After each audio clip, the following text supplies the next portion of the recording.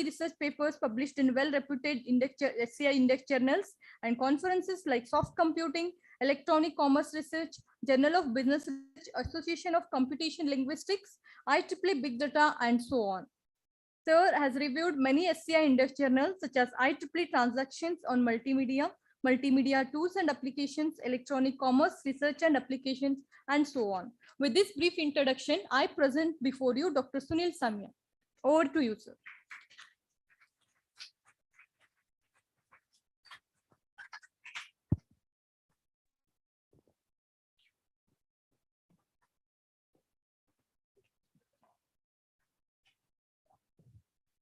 Hello, it's audible, right? Yeah.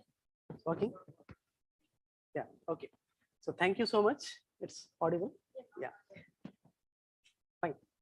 So thank you so much for this invitation. First of all, I'd like to thank the organizers of this IEEE International Conference on Intelligent Technology, CONIT 2022.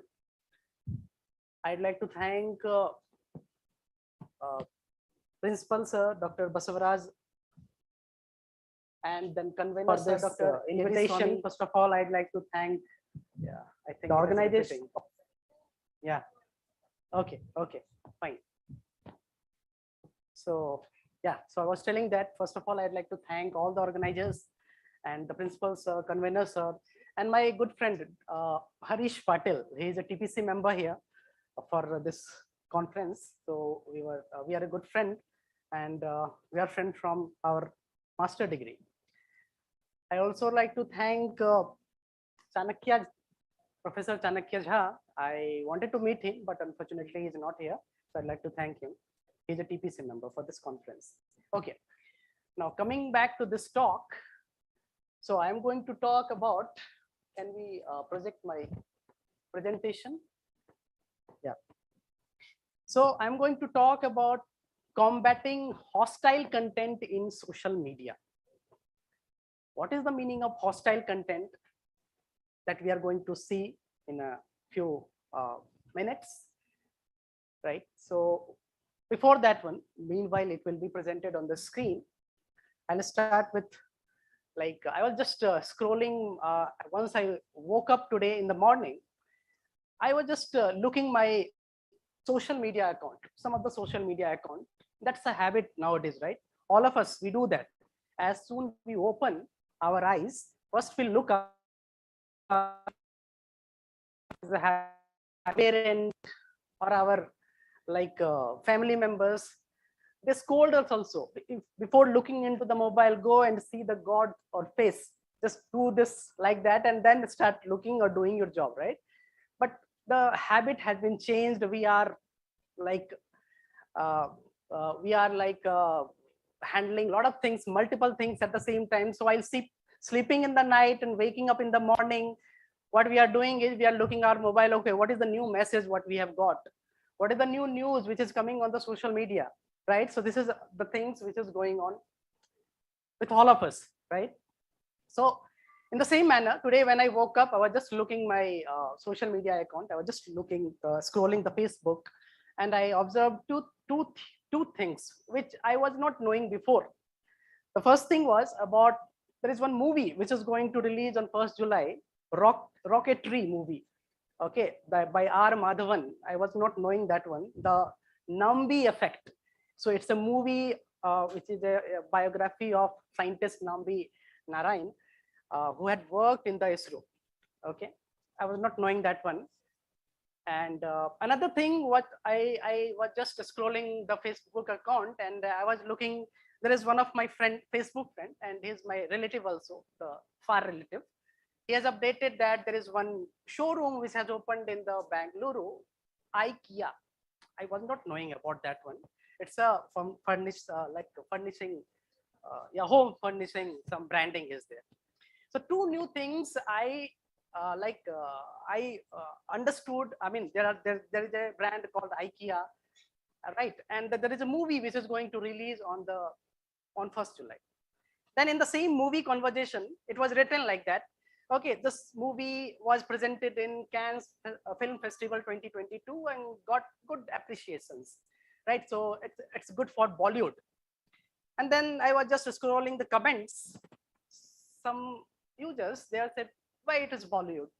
It doesn't belong to the Bollywood, right? It is a Tamil movie or like that. So regional movie. So why every time Bollywood is taking the credit, right? And then there was a long discussion which was going on. I didn't read that one. Okay, that's what happened. See, someone else had posted something. I have read that message. Now it depends from where I am. If I am from this part of the Karnataka or from Tamil Nadu, like it is a sentiment that I'll go with the people what they are talking about, right? That why the Bollywood is taking the credit in everything, why they are keeping their name. But if I'm not from this part, I may think like that, okay, let it be. Anyway, it has been presented in Cannes Festival as a Indian movie. So fine, in India, the people mostly know the Bollywood. So why, what is wrong in that one? So there are two perspectives. Okay, so this is like this discussions and all, it's going on everywhere for everything. You might have observed that one. Any new things come, start trending with these discussions. Sometimes what happens, these discussions may go deeper, right? People start fighting with each other over the social media itself. They start abusing each other. They start like okay, this, that, based on the region, based on the race, based on the gender, they start discriminating the things, right? You must have observed anything. Start, for example, there was a new policy from the government, which was just launched 1 week back, Agnipath, right? And there was huge riots on that. Why it happened that there was some riots which is going on in Bihar. It came to the Kerala, it came to the like Telangana, and everywhere it was like that. Even I got to know about that, right? So how it happened, how the information is propagating so fast, right? Sometimes it looks like it is the need of the hour. We have to have such communication so that all the information will be always with us. But sometimes the same information can go to some severe conditions also. It can put us in a severe condition from where if we want to come out also, it will take a little time. It will take some extra action, some extra force and like that, right? Now, so in this talk, I'm going to talk about how to fight with such contents which are not friendly. The friendly content is not a problem, right? Everyone likes that one, appreciate that one, and we want to go with that one. But once the point that negative content, comments or contents come into the picture, then we want some solution, right?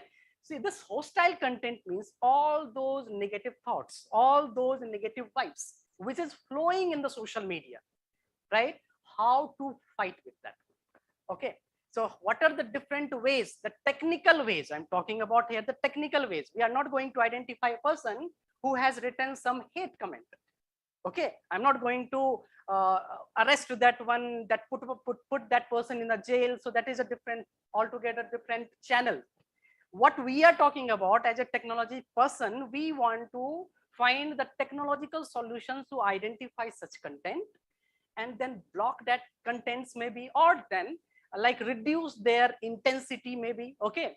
Or then we can tag that content so that it cannot further propagate to the new people. They will not come to know about that one, right?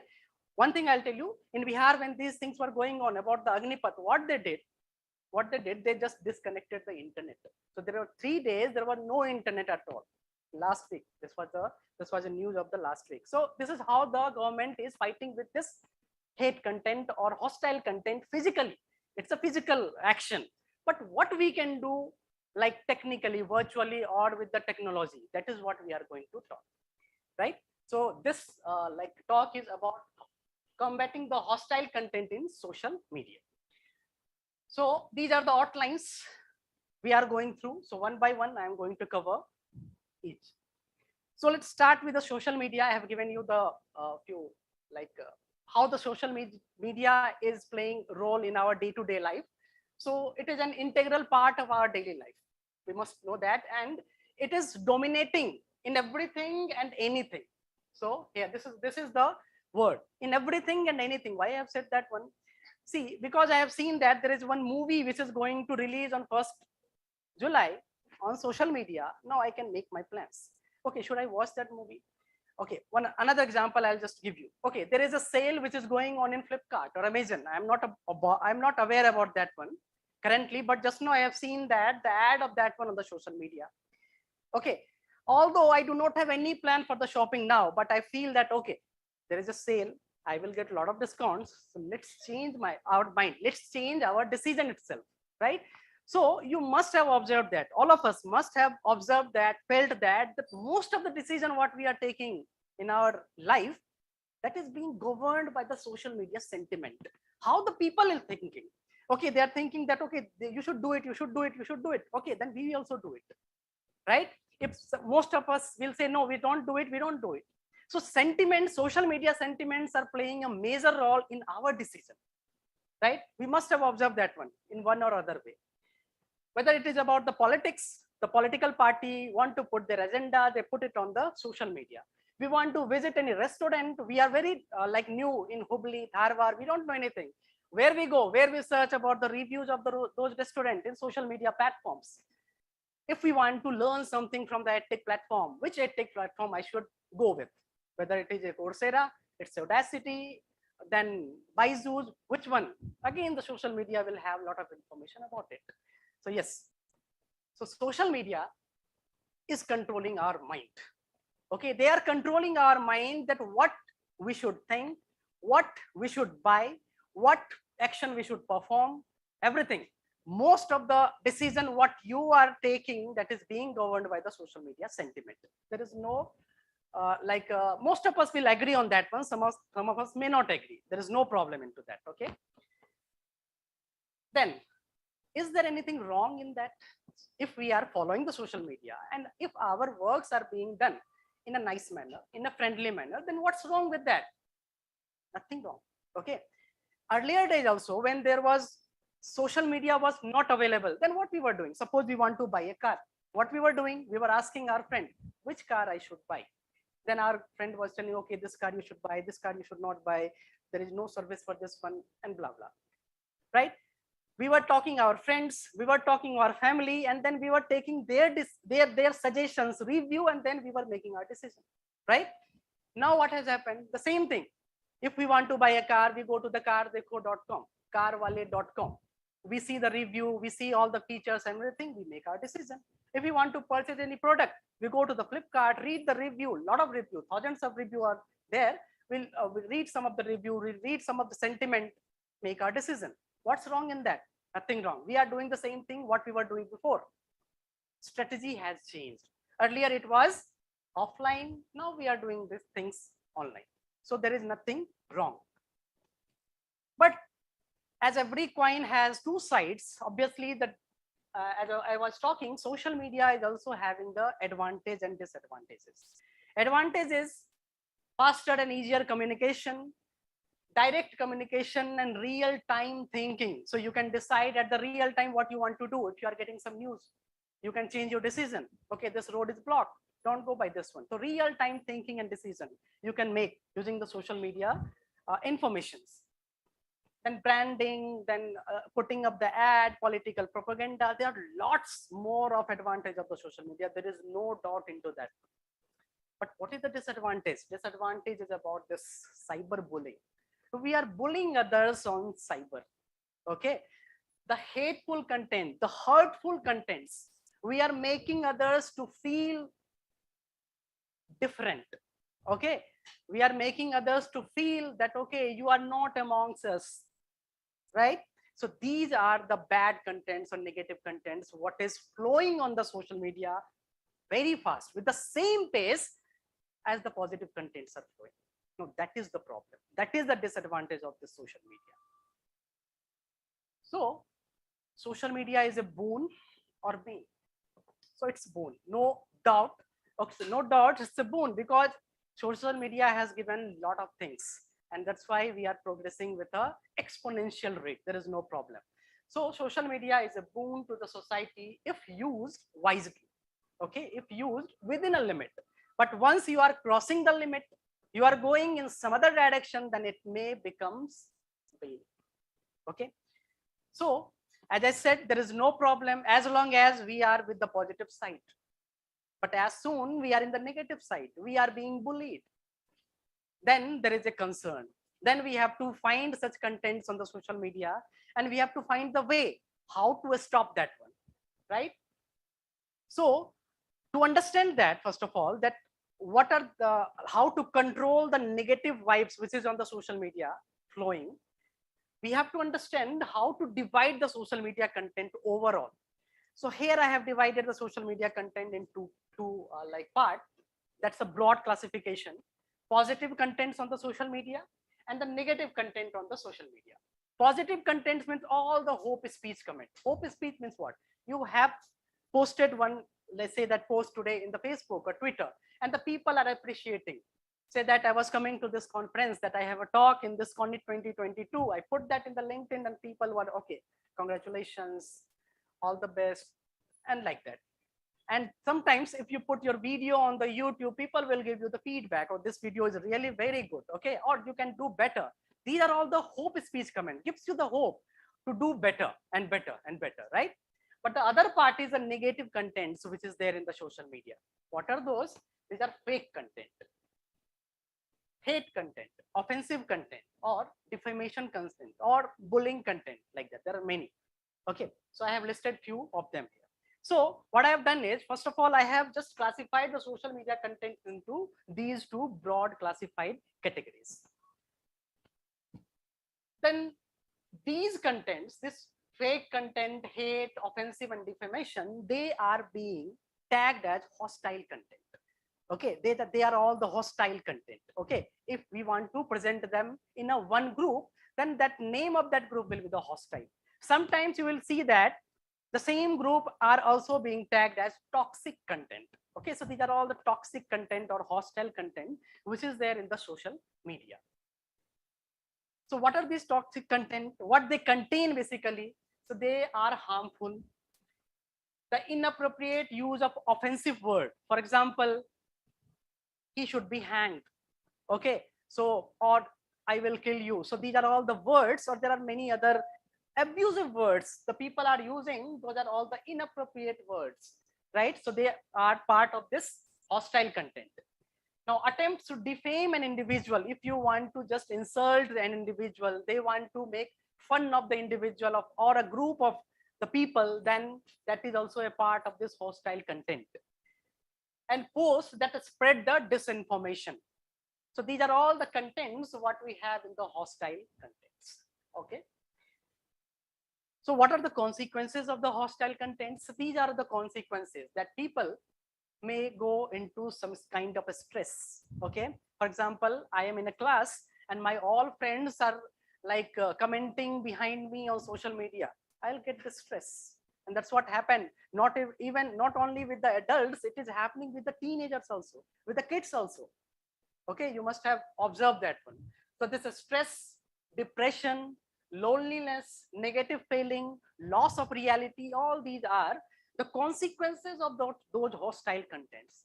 And you won't believe, in some of the cases, you might have heard also, the people even commit suicides. Why? Because they are seeing bad about him or her in the social media, which is a virtual reality. Okay, which is a virtual reality. Okay, fine. There are some other things also which may not directly connected with the hostile content, but these are also the consequences of the bad part of the social media. And these things, hostile activities, are expected to increase many-fold during emergencies. As said, like new government policies. If any new government policies will come, obviously there will be two groups. One will be in the favor of them, one will be against of them. There will be fighting, there will be strike. Someone will there will be many things, you know that. I don't want to go into that one, but yes, whenever these emergency situations like COVID-19 pandemic, there was a lot of fake news. Okay, if you do this one, you won't get the COVID. If you drink that, if you eat that, and many things. Okay, so you must have observed that the fake news, hate news during elections. Okay, so these are the emergency situations, and you will see that in the social media, these hostile contents are increasing with many-fold, exponentially. Okay, so it is need of the hour that we have to identify such hostile content so that someone will not die, someone will not lose their life. So we are talking about someone's life. Okay, so therefore combating the hostile content is a pressing need. However, before diving into the various approaches, what are the different ways we can identify such like hostile content, we must know what is the difference between these. What is fake, what is hate, and what is offensive, how they are different. Okay, so let us understand first of all one by one each of them, and then we'll go into the detail of the research part. Okay, research part, that okay, how the people have started approaching fighting with the hostile content in the social media. That will go into that part. Okay, so hostile terminologies like fake, hate, offensive, and defamation that has been written here. For example, a fake news. When we say a news is a fake news, if a news that is verifiable to be false, once it will be verified, if it become false, then that news is called the fake news. We don't know what is the source of the news, from where it is coming. It has simply been posted on the social media and everyone is start following that one. So that is a fake news. Then what is hate? Any post that targets a specific individual or group of people based on their ethnicity, religious beliefs, then geographical belongings, race, etc. And then we are making some discrimination based on these factors, then that is called hate. We are hating, okay, or we are promoting the hate agendas, right? Then what is offensive? Any post which encompasses profane or impolite, rude, or vulgar language, that is called offensive. Okay, so that is the difference between hate and offensive. What is defamation? Any post which disperse information, misinformation regarding an individual. So if you want to just make fun of other, just spoil the reputation of some prominent person or individual person or a group of person, then it is called the defamation. So these are all the definition which is given in the some research paper about the fake, hate, offensive, and defamation. So let us understand each of them now with the help of the data set. Okay, because we are talking about the technological approach. So for technological approach, we must have the data, and then through data, we will find out what could be the better approach, and then how to identify such hostile content in the given data. Now, if we talk about the fake data samples, so these are some of the fake data samples which I have taken from this particular paper. For example, the first line, which is written as all hotels, restaurants, pubs, etc. will be closed till 15th October 2020 as per Tourism Ministry of India. Now later it was found that this was never said by the Tourism Ministry of India. Now these are the posts which was posted during the emergency of COVID-19. Okay, due to that one, many hotels, many things were closed, and people were posting some messages like that. Similarly, there was one post on Twitter: watch Indian billionaires commit suicide by throwing himself from 20th floor of his tower after his entire family was wiped out by coronavirus. Now see, this was also a fake news, verifiably false. Once it was verified, it was found that it was false. But how do we know that in general, whether it is a fake news? Because we are not going to do the fact checking for every post which is coming on the social media, right? So similarly, there are some other examples or posts you can see from the different sources like Twitter and like Facebook, that which are fake, which are real. Fine. So this is the fake data samples. Similarly, the hate data samples, let us see that how it looks like and how the data will be given to you. If you really want to work in this area, data will be something like that only, that you will get the text if it is a textual data, right? If you will get the text along with its label. So suppose first one, God bless them all, to hell with the blacks. Now see, this is a hate speech against target group because of their skin color. So this is a hate speech, right? And we have labeled it as hate. Okay, similarly, the other data, you can see that Islam is a false religion. However, unlike some other false religion, it is crude and appeals to crude people such as Arabs. Now see, it attacks the group composed of Arab people based on their origin. So based on the origin, we are targeting someone, we are attacking someone. Again, it is a hate speech. How do we identify, right? So that is very important. Sometimes what happens, sometimes you will feel the sarcasm also. Okay, sarcastic message also. But how do we identify whether this sarcasm is a hate or not hate? Okay, and then there are millions of posts which are being posted every second and every hour in social media posts.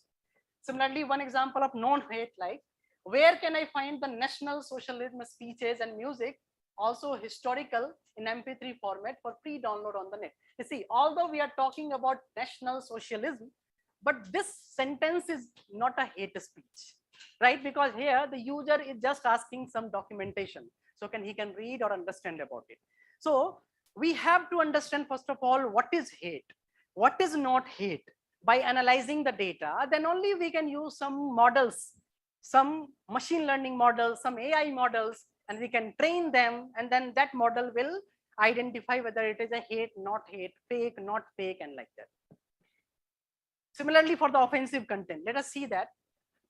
First one is, grateful Trump doesn't have a dog in the White House. He's a cruel man. So it is an insult of an individual. It's not a hate speech, but actually we are insulting someone, right? So it is offensive. It's offensive, right? Similarly, worst experience of my some vulgar words and vulgar language we are being used here, right? And you will find that these languages are very frequent. Okay, so then what to do? We cannot leave such things as it is on the social media. It is polluting the social media. Next time, if you want to use it, you will not use the social media just because of these vulgar languages, just because of these hostile contents. Okay, so as a researcher, we have to understand, okay, what is the difference between the good language, bad language, vulgar language, fake, hate, offensive. Then only we can approach to identify such language through some technical like models. Similarly, for non-offensive, you are lying, speaking with facts, we pay more than that now. So it's non-offensive or profanity. So, so these are the data samples what you will find on the social media about the hostile contents. But nowadays, what you will feel that there are some contents like these, which belongs to more than one class, right? A news like this, nonsense Modi, Chandrayaan mission was about to succeed, but Modi's went there and disturbed them, due to which months of hard work of scientists was wasted.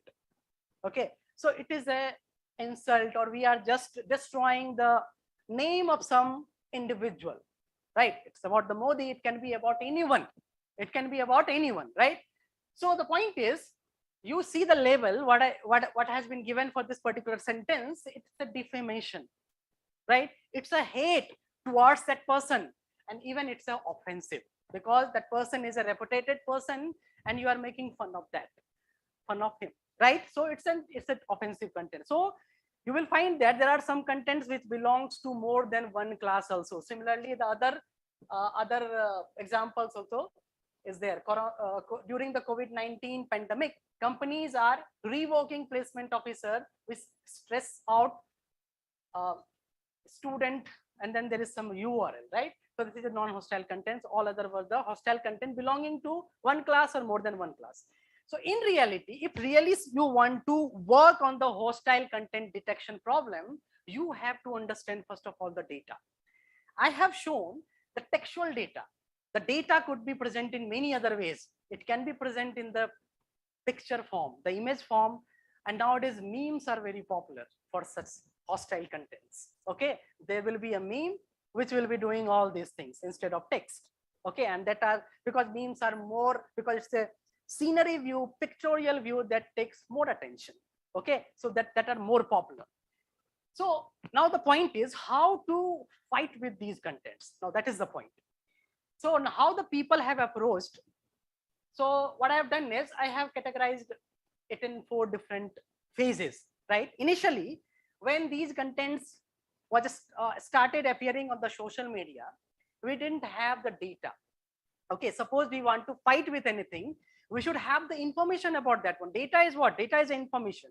If we don't have the information, how it looks like, how it behaves, okay, what is the consequences of this one, then how to identify that one? Okay, how to tag that, okay, it is a hate offensive or not. So initially we didn't have the data only, gold standard data set. Okay, so what we did, initially we started with preparing the gold standard data set. Okay, once we had the ample amount of data set, then what we did, we identified, okay, how to approach. So it was this hostile content identification is approached in these three ways. First one was hostile identification, a classification approach. Now in the classification approach also, there are further two categories which I have shown here. It is a single task problem or multitask problem. Single task means what? Every post will be classified as either fake or non-fake, hate, non-hate, offensive, non-offensive, and like that. So single task. But in the multitask problem, you can see that at the same time, we are identifying whether it is a hate and offensive. Okay, whether it is a hate and it has some sentiment analysis also, hate and fake also. So it is called multitask problem. At the same time, we are seeing in the same post two different things. So multitask, right? So this was in the classification based approach. Then other approach was hostile intensity identification. See, there will be some posts which you must have observed, whose intensity is very high. How to identify? Whether if there is some post which comes about the religion, all of us must have observed that those posts are very intense, have the high intensity in fact, right? And if we write anything or not writing anything, supporting or not supporting anything, actually those are very sensitive. Those are very sensitive, and due to those sensitive posts, high intensity posts, many things happens. Okay, whether it is about the government policies, about the COVID-19, or about some religion, whether some politician has talked something about some religious like God or something, and you must have seen that what is happening in all over the country, all over the world. Okay, and new things start, right? So we have to, so some approach, what they did, they have identified, okay, which posts have the high intensity. So let's first identify such posts. If the low intensity posts are there, like fake news, okay, today is going to be HUBBALLI Bandh, okay, maybe the fake news. If we don't know, if we don't identify such post also, there won't be a problem. We'll go out, we'll come to know that whether there is a Bandh or not, we can come back. Okay, but these religious posts, maybe the organizational targets posts, maybe are more intensity posts. They are essentially like identified. Fine. So the people have approached that approach also, that hostile intensity identification, where they have identified what is hate intensity, whether it is a low, medium, high, or offensive content intensity, curbing the hostile intensity. If some posts are of high intensity, how to curb that into the low intensity post. So that is also how the people are approaching the hostile content. The third way which I have categorized is that hostile categories correlation. Okay, people are also working in this category, that what is the correlation between fake and hate. Initially, there are some news which has been posted as a fake. Later on, it has converted the same news as hate. So there may be some news which may get converted into the hate in future. So what is the correlation between that one, hate and fake? So people are working towards that also. Researchers are working towards that also. So correlation between fake and hate, fake and offensive, hate, offensive, fake and sentiment. Okay, so all these things where the researchers are actively working throughout the world. So it's a open research problem and people are actively working. I'll show you some of the recent paper, how the people are working now. So hostile gold standard data set, one by one, let us see quickly what are these. So let's talk about the gold standard data set. So initially we didn't have the data, right? But nowadays we have ample amount of data. For example, the source, the Patwa et al., they have gathered the COVID-19 fake news data, where every post was classified as fake and non-fake. Similarly, Jampiri et al. 2019, they have collected the offensive language identification target identification, whether this offensive belongs to which target, whether it is about the individual, organization, and religion. So all those data is also like collected by these peoples. Then Gibbert et al., they have identified the hate speech identification data. Then there is hate speech and offensive language, the multitask problem. That is also has been given by the Mandal et al. In 2020. So I have put here the link. If you'll go to this link, you will find that there are hundreds of data which is available for the hostile content detection. It is freely available. You can get it. And if you are working in this area or want to work in this area, you can start that one. Now coming to the single task identification, some recent work I am showing that. Now these all three are our papers. Biradar et al. 2022, Biradar et al. 2021, Soumya et al. 2021. So these are all our papers, and we have tackled these problems. Here is the complete where, and also first paper was published in the IEEE Big Data Conference in 2021. Second one is the journal paper of Springer Complex and Intelligence System. Third one is published in 2021 in EACL in 2021. So we have handled the COVID-19 fake news identification.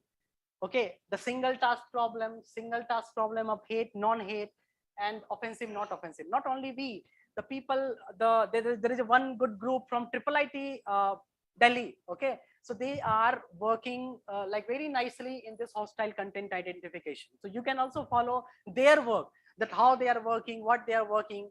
Okay, and then you can also start your research in this field if you want. Then some multitask identification by Chakravarti. He is very active man. So he has hosted many data set from this hostile content. HASSOC competition from last 3 years continuously, 2019, 2020, 2021.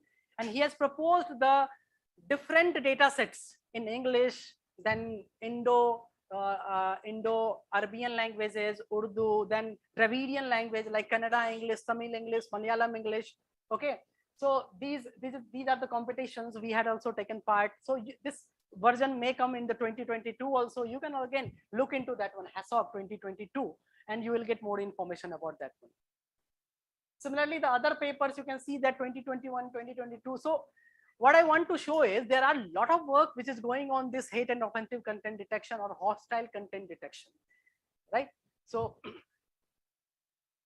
similarly, for the intensity identification, Dahia et al., what they have done, they have given a source tweet and a few of its initial replies. The task is to forecast that hate intensity of the upcoming tweets. So the upcoming tweets, what will be the hate intensity in that one? They have worked on that problem. So they have targeted this intensity of hate in the scale of 0 to 1. So based on the probability, they are giving the intensity of each hate content. Similarly, Masood et al., reducing the hate intensity, that if some hate speech are a very high intensity, how to reduce into the low intensity.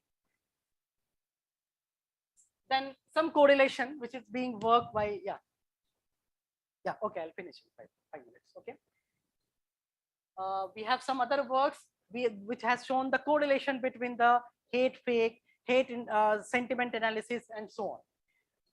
So what I meant is, then we have some other work, like I will just show you directly this figure. So I have gone through multiple papers, and then what we found that although we have number of approaches which is available, what is the common generalized approaches? Initially, you should have the data, online social media content, which is a data, whether it is a single task, multitask, or whatever it is. We do some feature extraction. Then again, in the feature extraction, you have many options, handcrafted features, static context embedding, where we have word to word, glow, fast text, then the dynamic embedding, where we have BERT, ExcelNet, Elmo. Once we have done with the feature extraction, we go to the classification by using these machine learning and deep learning techniques. And finally, we classify it as the hostile content and non-hostile content. So this is a generalized approach. But what is the limitation? Limitation, what I have written here is the lack of research in the low resource languages. Like, see, English is a high resource language, but Kannada is a low resource language, being like only in the Karnataka. Tamil is a low resource language, right? So we have to identify the hostile content in the low resource language. And yes, there are very low number of work in those fields. Single task hostile identification is done very well, but what about the multitask identification? Less interpretability is the multitask learning also, but okay, how a content which is hate will also be offensive? So that explanation is lacking in the current literature. So in the future direction, if we are talking that how we can take this particular research, we can look into the code mixed language where we are writing like that. I am good, aap kaise ho? Right? For example, we are writing English also, Hindi also. The same model will not work as it was working on the English, because we have here Hindi English mix. Or I have written Pantiya empowered woman and something like that, right? So the meaning is it is a Hindi but written in English, code mixed. So these kind of problem how to handle, right? So yeah, then hostility prediction in memes. So these are all the open problems you can look into. And then also one good, this is the ACL 2022 works. We also participated in this conference, right? And then here the unique problem was how to identify in a given meme who is villain, who is hero, and who is the victim. Okay, with the given meme and with the given OCR, the text which is written here, how to identify whether Trump is a hero or Biden is a villain or like that. So this is a very good problem. You can look into that one. It was a part of Constant 2022, which is presented in the ACL 2022. And then like future direction, like identifying the hostility categories relationship, how hate fake is related and all. So these are all the open research problem. I'll conclude that now due to less time. So today what we have covered is what is hostile content is in the social media, why it is important to identify that one. What are the different consequences of the hostile content? What are the different ways of identifying the hostile content? Or what is the open research problems in the hostile content identification in the social media? And these are some of the references from where I have made this slide, complete slide. Thank you. So if we have anything to interact, we can do.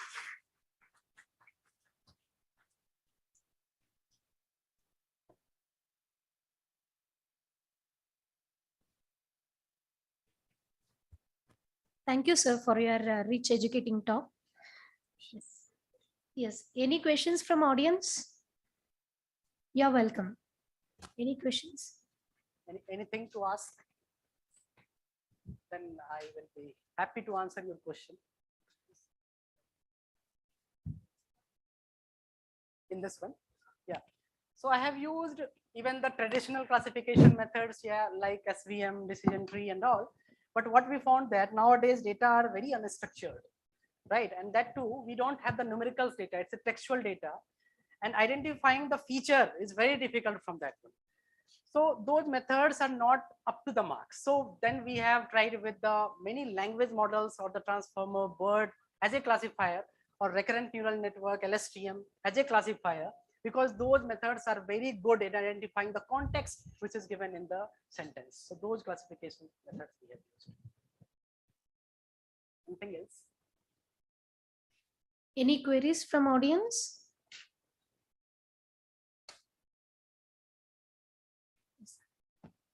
Thank you, sir. Thank you. Yes, please.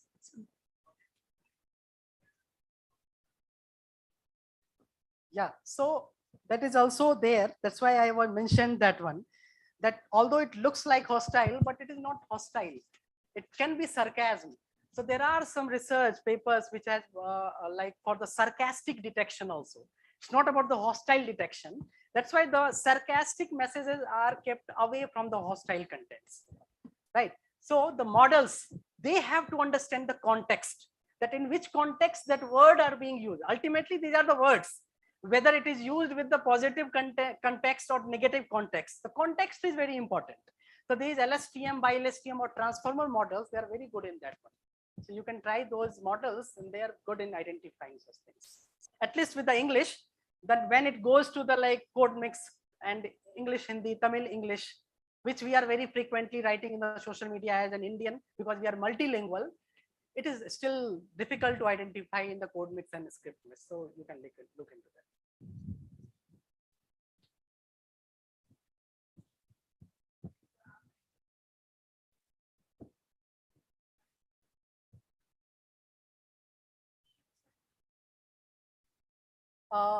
See, there was, yeah. So may not be in the case of the hostile content, but it is there in the review ranking system, which is going on the like Flipkart or Amazon. I'll come back to your problem, madam. I'll just relate that one. So what was happening? There was a lot of spam review which was coming in the like Flipkart or Amazon about the product quality. We were reading those fake reviews and we were making our decision. And later on, we were like, okay, Flipkart is not good, Amazon is not good. So what they started, whenever we will post any message, it will not directly post on the website. So they will review maybe one by one, or there will be some model which will review whether it is coming from the authentic source or the person has really bought that product or not. And then if it is identified, they were posting that.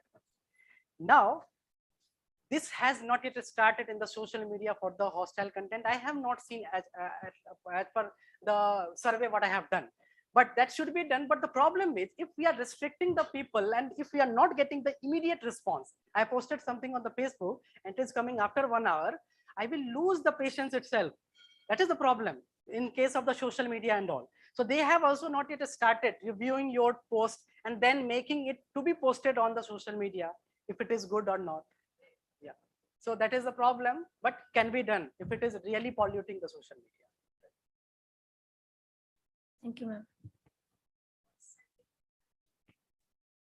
So there are many methods, ma'am. Nowadays, Facebook had identified, I have seen many times, it is written just below to that post, offensive. Many of us might have observed. So actually they are observing the context of the sentence. Obviously, this is not the human who is observing. There are machines, ML techniques or models identifying what is the content in the machine or how well that post has been propagated, how much attention that post is getting. Based on that one, they are identifying such post, and if they are finding that it is offensive, they are making it like less visible or tagging it as offensive. Now, if I see that offensive and if I don't want to take into that one, I will not propagate that. I will not repost that one, not share that one. So maybe in some way it will stop somewhere. At least at my end, it will stop. May not be at some other end. From me, it will not go someone else. So like that, it is like once it is identified, they can.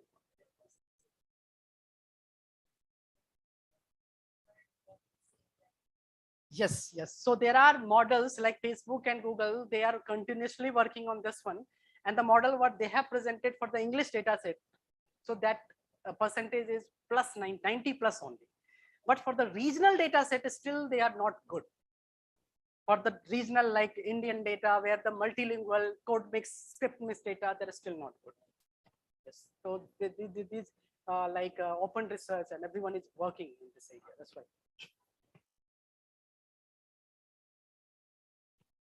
Anything else? Thank you. Thank you, sir.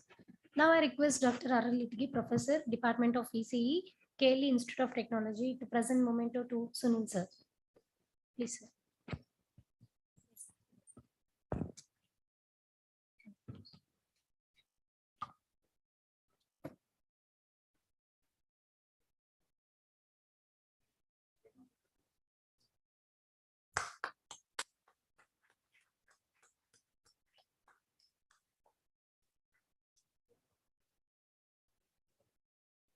Thank you, sir. Now we have Dr. S. Chandrasekharan, Director Technologies IEEE Standard Association amongst us today. I'll give stage 2. Thank you, sir. Thank you, ma'am.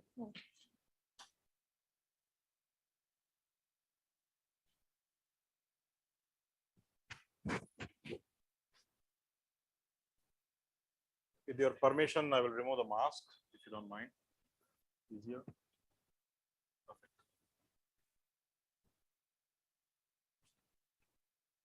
Good afternoon, everybody. How are you doing? I think the weather is very nice outside. It's better to be outside than inside, I think. I know. I myself am finding it difficult. I can imagine you guys. So I work with the IEEE. I'm a staff of the IEEE. I used to be a volunteer a while back. I'm a senior director, and I run a practice called the Foundational Technology Practice. The practice looks at a lot of horizontal layers such as IoT, blockchain, quantum computing, AR, VR, artificial intelligence. You know, these are horizontal standards. And then we have other practices that look at the verticals like mobility, healthcare, and all those aspects. So when I got the invitation for this conference, I was, first of all, I'm thankful for the organizers to invite me. I think there are a lot of experts in these areas. So for their consideration that I was worthy enough to come and talk to you, I'm really honored for the invitation. I was thinking, what should I talk, right? And then I thought, intelligent technologies today, there is no technology that's not intelligent. I think every technology is intelligent.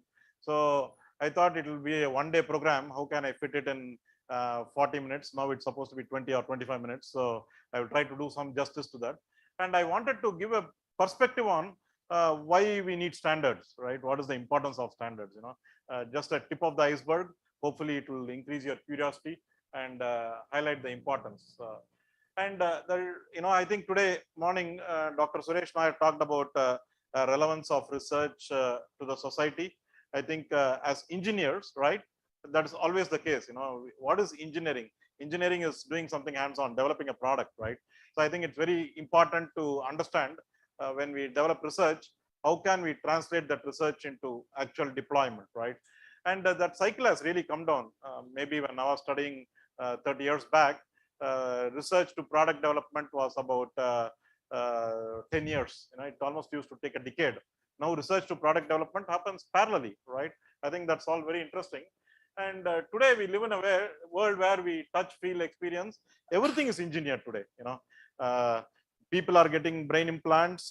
Robots are getting exoskeletons. Soon in 10 years time, we won't be able to differentiate who is who, right? Everybody will be a machine or everybody will be a human, whichever way you look at it. And within IEEE, I think we should be proud of our past and the current, right? A lot of Nobel laureates, that is our history. And I think we are at an IEEE conference. We should always recognize that people like us have done and developed great things, and brought it out to the market.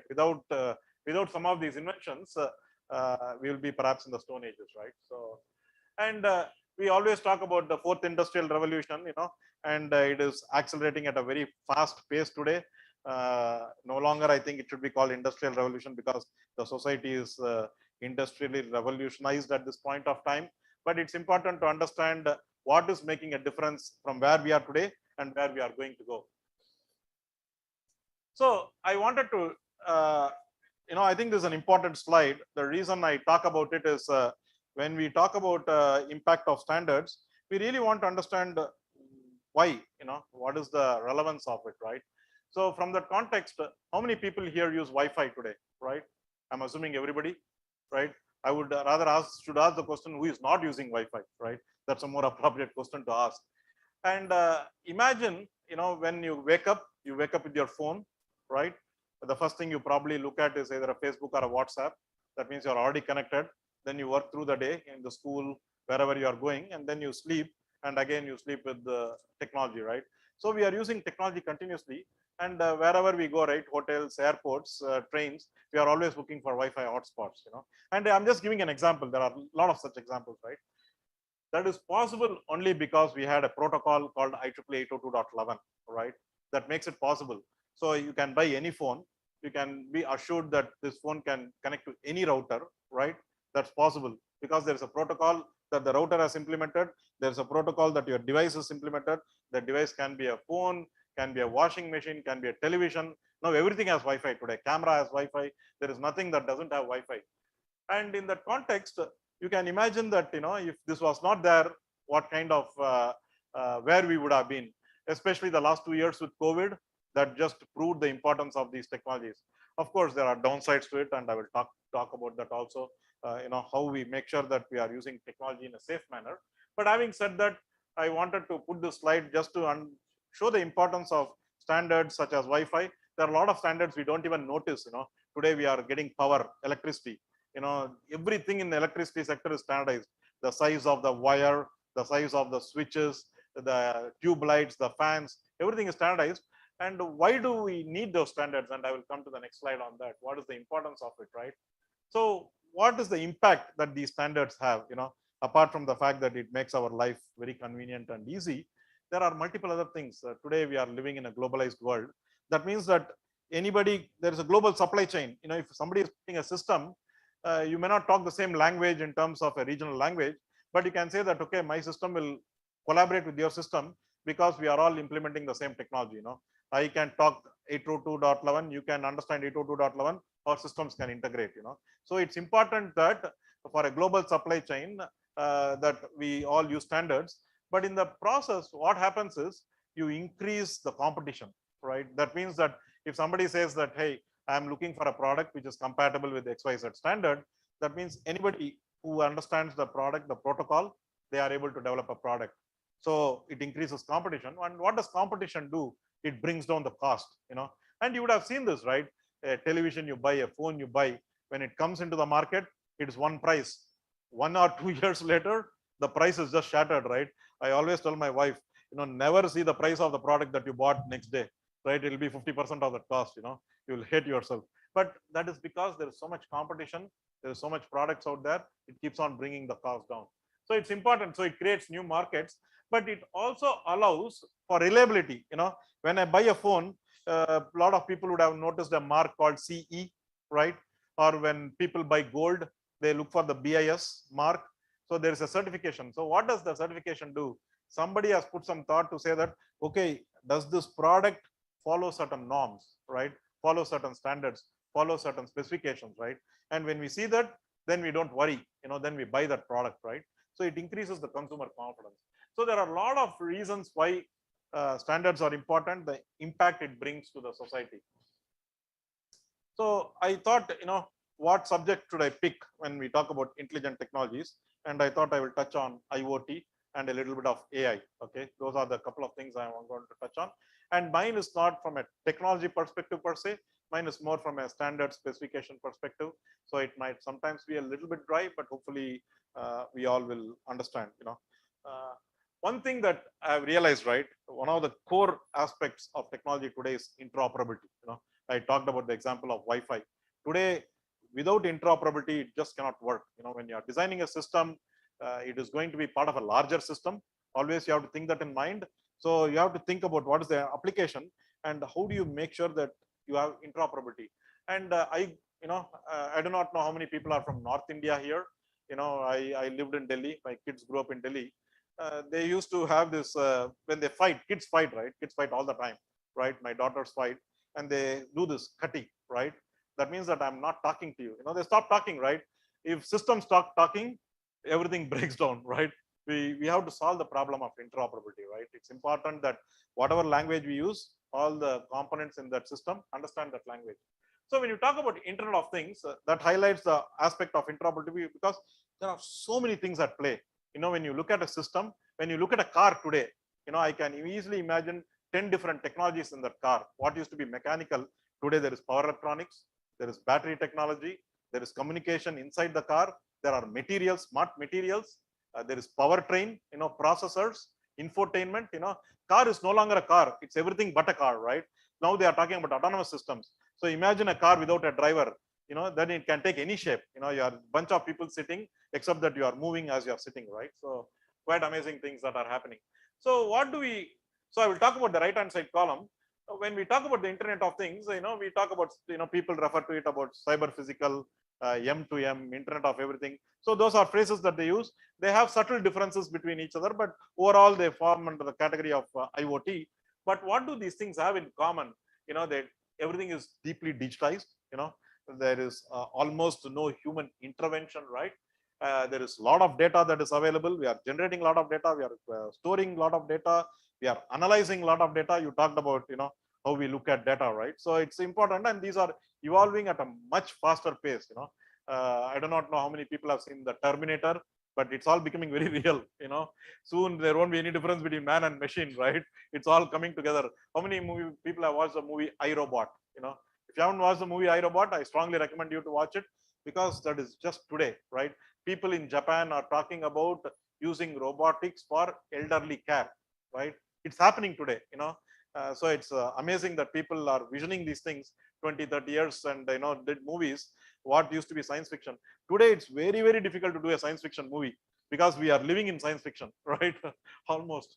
So Suresh and I talked about control loop. How many people were there for his introductory talk, right? He talked about the control loop. And we are also about the control loop here. Today, we gather a lot of data, as I said, but data is useful only when we analyze it and make meaningful decisions, right? When we make meaningful decisions, there are a lot of machine learning algorithms. We make some decisions and then we feed it back, right? We close the control loop.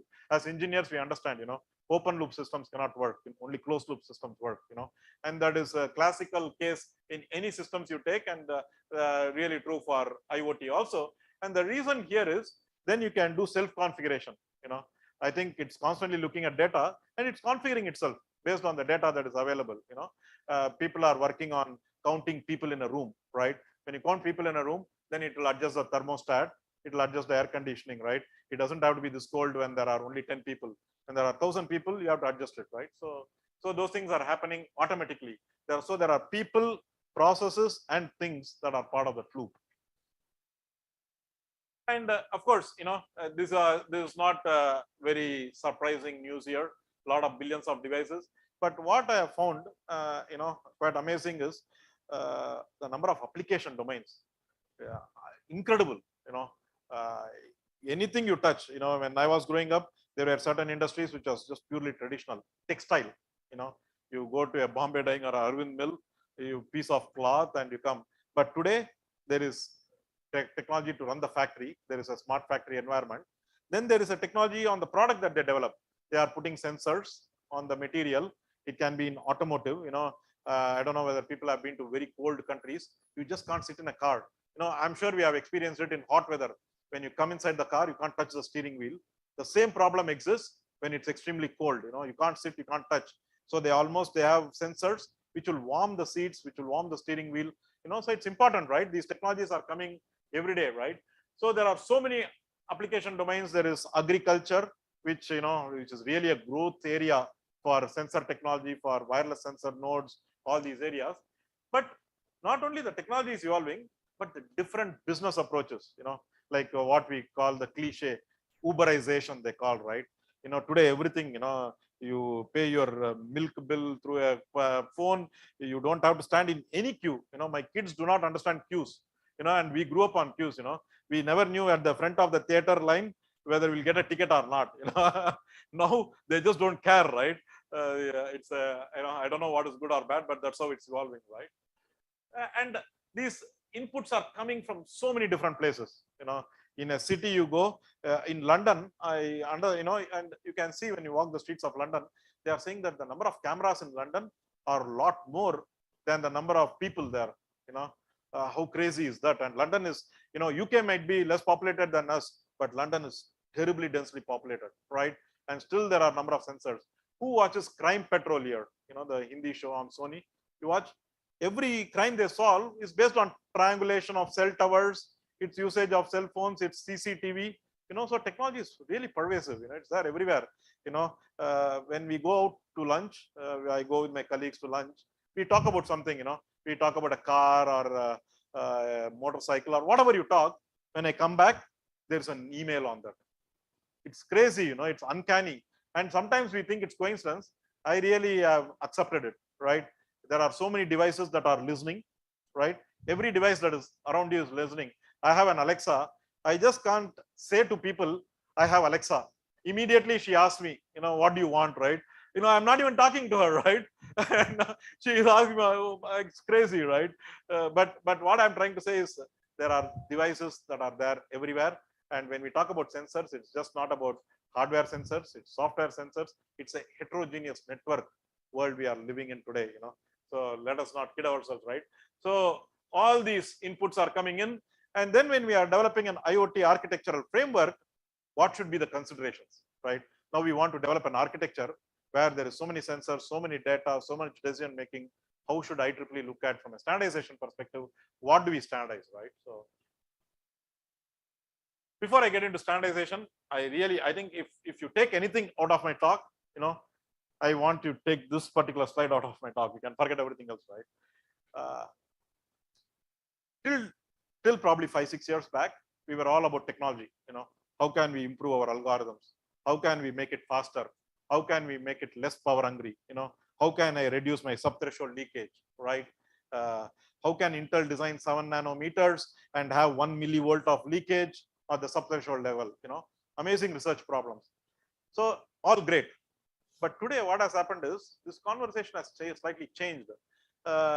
when I used to work with Motorola. I worked for about 18 years at Motorola and Freescale Semiconductors. So all about technology, right? I joined IEEE 10 years back, and when I joined, it was all about technology. But about 5-6 years back, the conversation started to change. The reason is these technologies were a B2B conversation. That means the technology was developed by a business, used by a business. Today, it's B2C. You know, as we go through smart cities, as we go through smart technology, we are all living technology, right? What is happening in that context is the other hidden aspects of the technology are coming to light. You know, like for example, when we develop these systems, are we building trust in the systems, right? The trust between a machine to machine is one aspect of it, but a trust between a machine to a human is a completely different aspect. You know, today I keep on getting calls from Codehat Junior, whatever, right? Your daughter is excellent. I don't think so, but you know, they tell me, right? But she can become more excellent by signing up my coding course. They said, well, how do you get my number? Right? Some data, right? So the trust of the system has really, really come down, right? So it's important as IEEE, when we are talking about advancing, how do we also build trust on the system? I think that's key. So what are the elements of trust? Identity, you know, who am I? How is my data protected? We all hear about Aadhaar, right? We are here about stolen data of credit cards, you know. How is my data protected? The privacy of my data, the safety and security, right? Cyber security. Security is really, really important in all these concepts. Today, my parents use mobile phone for banking. They didn't grow up on technology. They grew up on pen and paper. But today, they cannot do things on pen and paper. They have to use technology. They have to use UPI. They have to use Google Pay. They have to remember 100 passwords, you know, and then they keep on getting your OTP. And the bank guy itself calls and asks for OTP, right? So it's very confusing world we are living in. It's confusing for the people who grew up on technology. You can imagine people who did not grow up on technology, how difficult it is, right? So that is on the elderly. Now our children, right? They are all on technology. You know, they are downloading apps. They are signing the agreements, right? I myself don't read what is in that agreement. No chance. Even if they read, they won't understand, right? So those things are very important. So today, children are behaving like adults for whatever reason. You know, they are using. When I used a laptop when I was age of 25. Today, they are using it at the age of 2. You know, when the kid doesn't eat, you bring the phone, put a music, the kid eats, right? They have grown up on that. You know, I'm not commenting whether it's right or wrong thing to do. That's what is happening, right? So we have to live with the reality. In that reality, how can we manage this reality? Manage the data. Hybrid is great.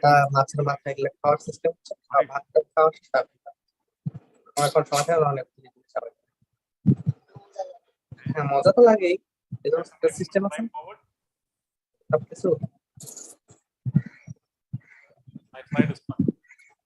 তুমি দেখো যে আমরা ওয়াশরুমে যাই, ওয়াশরুমে আগে পানি ব্যবহার করি না আগে কিছু করি?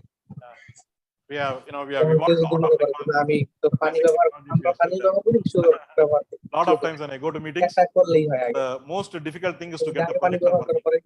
You know, everything else you can do, right? We can develop machine learning code, we can do automated software, but connecting computer to projector, not possible. Okay, not possible. So, you know, কিন্তু system follow না করলে যেরকমই হবে, তো তোমার খাবার ঠান্ডা হয়ে টুসি লেগে যাবে, কিন্তু তুমি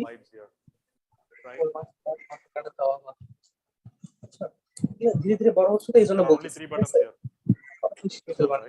Yeah. Okay. Super. So I talked about the technology and how the technology is evolving and the impact of what I call as the TIPS framework, building trust in the system. And the examples you are seeing for the verticals now, agriculture, industrial automation, process automation, you are all using technology. When technology is being used in such a global way, you cannot do without standards. You have to understand standards. I'm sure there are entrepreneurs in the room or people who want to be entrepreneurs. So you have to think when you are developing a product, you have to think about the end application, who you are going to sell to, and who you are going to make that sale, right? That means that your systems have to talk to their systems. You know, it is not magic there. It is plain and simple. And I talked about this whole, evolution of the billions of devices long time back. 5 or 6 number of devices were far greater than humans.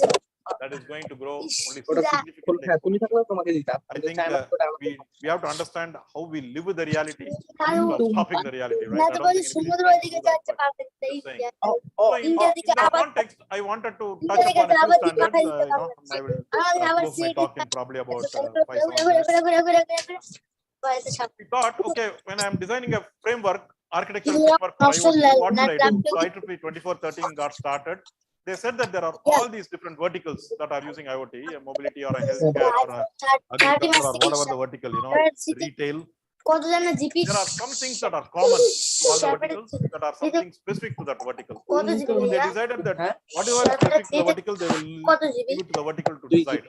But they will bring out the common elements in an architectural framework. That's why they designed 2413. So they developed an architectural framework for all the shared concerns, as we call it. Mobility, retail, they will have certain concerns that are shared among all these verticals. It is vertical agnostic, or technology agnostic. They represented that. And it's funny, right? We take it for granted, but most of the time they spend in defining what a thing is, right? We have grown up with the English word thing, but when you are putting that thing in a technology and deciding what should be the metadata that the thing should carry, that everybody can understand, that took a lot of time, and it's important to get it right. Then we have other standards. Today we are living in a very big system. Different systems will use different protocols. How do we understand all these protocols together, right? Imagine 10 people in a room all talking 10 different languages. There needs to be some kind of a common element which interprets it to another common language that everybody understands, right? So that's the purpose of 14. You have heard about MQTT, XMPP. I don't know if you know it or not, but we all use it. For people who do not understand, XMPP is the protocol that is used for SMS, right? When you text an SMS, that's XMPP protocol, right? Then there is CoAP, there is RESTful APIs, there is a lot of protocols, and you have to understand how do we do data sharing between all these protocols, leverage, how can we build an interface, how can we build a broker, right? So you think of real estate, right? A lot of people coming in, a lot of houses there, then there's a broker in the middle. Similar concept, an IoT broker is created to understand how we can make use of all these different things coming in and talk a common language, whether it's for an smart city application or an industrial automation application, right? The other thing I wanted to touch upon is, I won't go deep into this, but it's blockchain, right? So I'm sure some of you, we are in the computer science department, I guess. Blockchain is integral to computer science, right? So now everything is going on the blockchain. In fact, there are some applications I don't think blockchain will be useful, but people are doing research. For example, when you talk about wireless sensor networks, on an agriculture, blockchain is very difficult because if you look at a wireless sensor network, they are all very thrifty devices. So what I mean by that is very low power, very low memory. Blockchain is not a lightweight protocol. It's a sort of heavyweight protocol. That means it's going to consume power. You don't want to stick a sensor or a wireless node in the soil and go and keep changing the battery every day. Not practical, right? So you have to think about applications. But at the same time, there is a view that when we are designing IoT, the weakest point of IoT is cybersecurity. They feel that everything else is fine. Security is the weakest link. So there are explorations that are happening on how blockchain can address the security layer of the IoT framework. So that is the work that they do in 2418. They are trying to come up with a framework which piggybacks on the 2413 work on using blockchain as the framework for IoT security. So cyber security itself, I think it's a very, very big topic. I really, I think this is what we have to think to looking at. Security has been part of different verticals, but now we have to rethink security, because I think just addressing security piecemeal is not going to work. The amount of pervasive technology we have to have a inside out approach, like in the sense, we cannot say, okay, I will fix this, I will fix that, and security will work. It's not going to do that. We have to really rethink security. And in that context, we are having some programs called meta issues in cybersecurity. They are really looking at the big picture problem instead of saying what is the security in mobility, what is the security in healthcare, because these are all coming fast. When you talk about a smart cities environment, imagine I will take a particular use case in smart cities, right? Let's say a person is sick, right? Then he calls an emergency number. a chat bot probably picks up that emergency number, and then it's going to push out that information to about 100 different ambulances. The ambulance needs to know who called, where the address is, right? And when the ambulance goes, there has to be a connectivity to the lights, the signaling system. There has to be a connectivity to the hospital.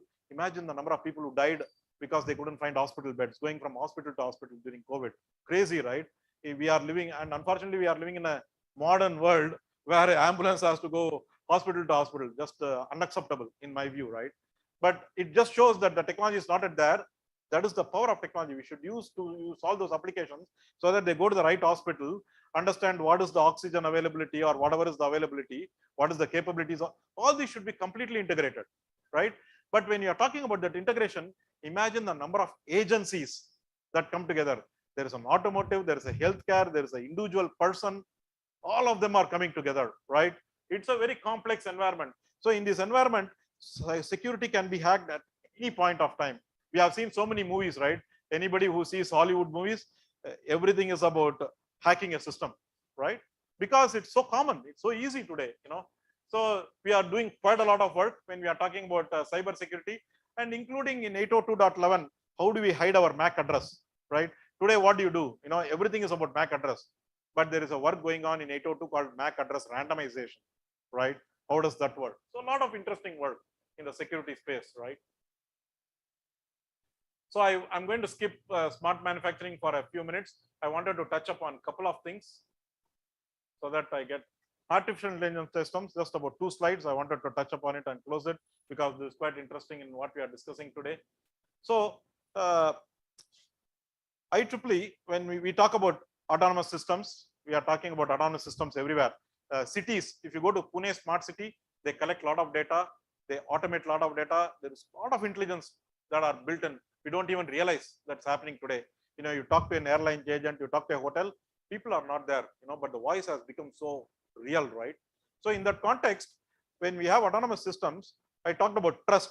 One of the aspects that we are looking at is ethical impact of intelligent systems. Are the systems looking at our data as we would take care of it, right? Are the systems having an algorithmic bias, right? We all have biases in our lives. We think something is right, something is wrong, right? People always use the cliche example, right? When an autonomous car is driving, does it protect the people on the car or does it protect the people on the street? You hear the classic example.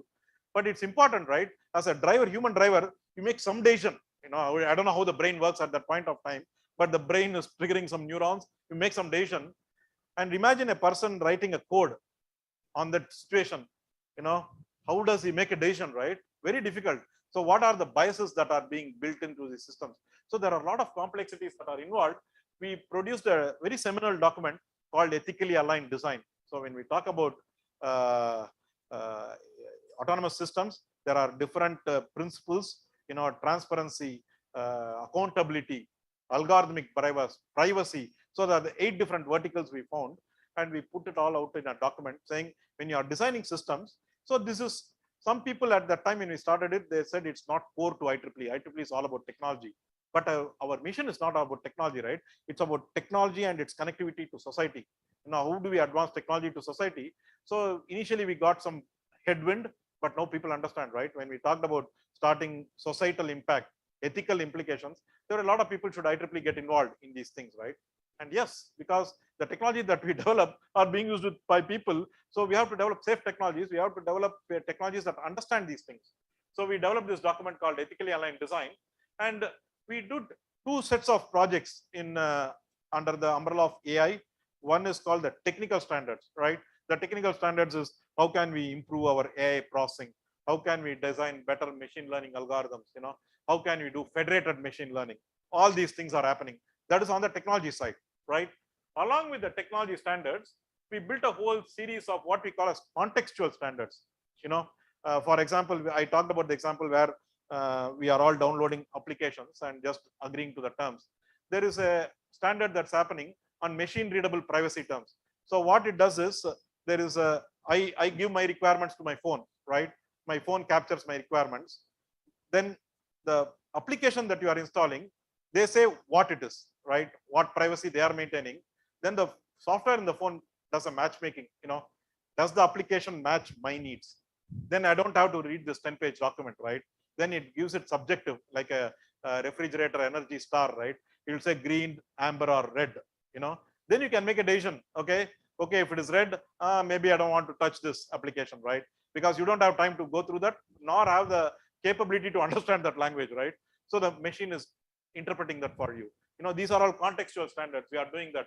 We are doing several of that, where, student and data governance of students. When universities, when schools are running, what is the data you are capturing of the students, and how are you maintaining the data of the students? Similarly, employer and employee, right? When I'm going and joining a job, I declare everything, right? They know everything about me. They know more about me than I do about myself, right? So how are they maintaining that data? So we are looking at all those standards and defining certain specifications on how these data should be maintained. So those I call as contextual standards, right? So it's important to have both what do you call technology standards as well as contextual standards. And I want to leave with a couple of slides on infographics. When we talk about data privacy and trust, we do a lot of stuff. But one thing I want to highlight is this thing called child privacy. Today, children and technology are as integrated as we are using technology. How are we maintaining the data of children? And sometimes it's amazing. Sometimes I'm thinking I'm a relic. The next generation don't care about privacy at all.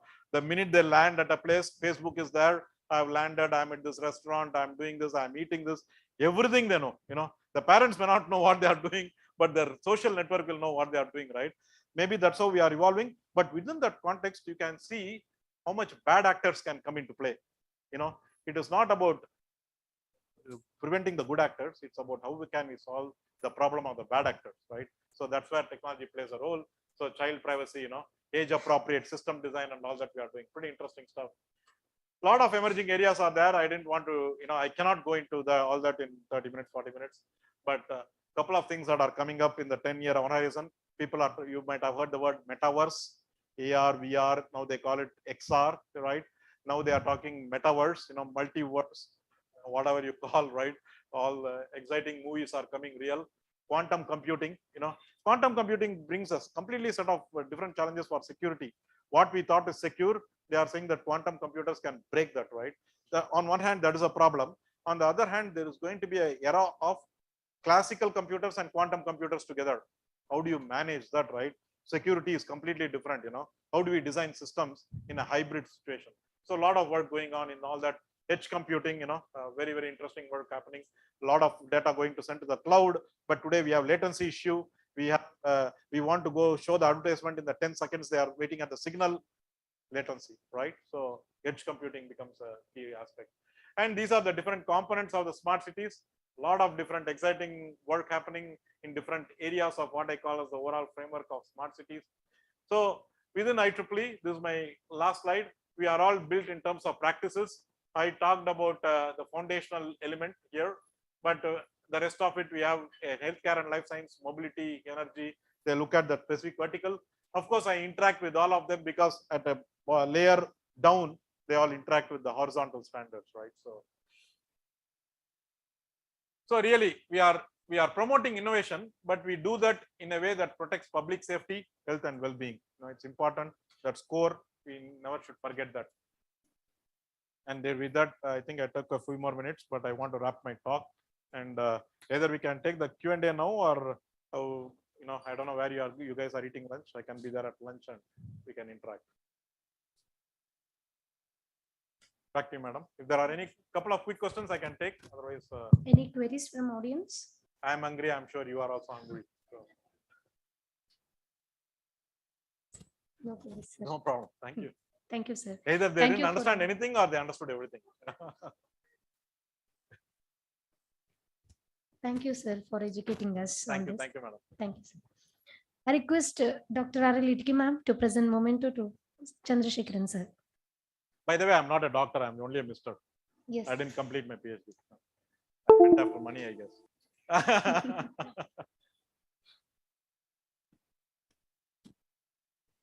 Thank you, madam.